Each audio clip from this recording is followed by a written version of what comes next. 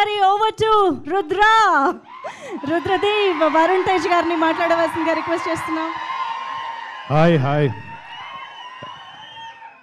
అందరికి నమస్కారం. అండ్ ఇంత పొద్దున వర్కింగ్ డే కూడా ఇలా అందరూ మీరు ఇలా రావడం నిజంగా చాలా ఆనందంగా ఉంది.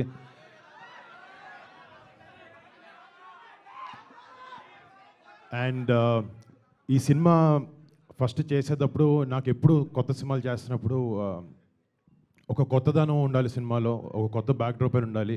అంటే మన తెలుగులకు కానీ భారతదేశం కానీ సినిమా అనేది చాలా పెద్ద సోర్స్ ఆఫ్ ఎంటర్టైన్మెంట్. సో మీరు అందరూ నిజంగా ఏదైనా టైంపాస్కైనా ఏమైనా చేయాలంటే ఫస్ట్ సినిమా వైపు వెళ్తారు. అండ్ మీ హార్డ్ ఎర్న్డ్ మనీని మాకు టికెట్ కొని మాకు అలా రూపంలో మాకు ఇస్తారు.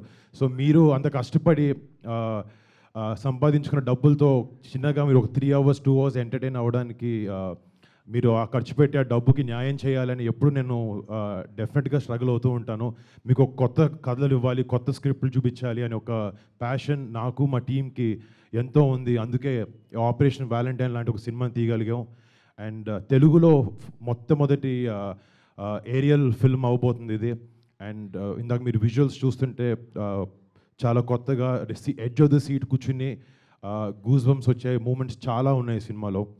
రేపొద్దున March 1st ఈ సినిమా వచ్చినప్పుడు మీరు అందరూ 100% దేశభక్తితో గుండెల నిండా ప్రైడ్తో సినిమా థియేటర్ బయటకు వచ్చి మన జవాన్లకి ప్రతి ఒక్కరికి మనసంతా పెట్టుకుని ఒకసారి సెల్యూట్ కొడతారు వాళ్ళు చేసే సాక్రిఫైజెస్కి. సో మేము ఈ సినిమా చేసే దానికి ఆబ్వియస్లీ సినిమా అంటే బిజినెస్, డబ్బులు సంపాదించాలి, ఇవన్నీ మాకున్నాయి. బట్ కొన్ని సినిమాలతో ఇలాంటి ఒక మంచి సన్నివేశాలని మన జవాన్లు ఏమైతే సాక్రిఫైసెస్ చేస్తారో, ఎన్ని గొప్ప పనులు చేస్తారో, వాళ్ళ బార్డర్ దగ్గర వాళ్ళ లైఫ్ని రిస్క్ చేసి వాళ్ళ ఫ్యామిలీస్ని పక్కన పెట్టి మన ఫ్యామిలీ సుఖంగా ఉండాలని చెప్పి అక్కడ పనిచేస్తారు. వాళ్ళందరినీ గుర్తు తెచ్చుకోవడానికి, వాళ్ళందరూ చేసే గొప్ప పనుల్ని మళ్ళీ మీ అందరి ముందుకు తీసుకురావడానికి ఒక చిన్న ప్రయత్నం ఈ సినిమా. డెఫినెట్గా ఈ సినిమా మీ అందరిని ఆలోచిస్తుంది.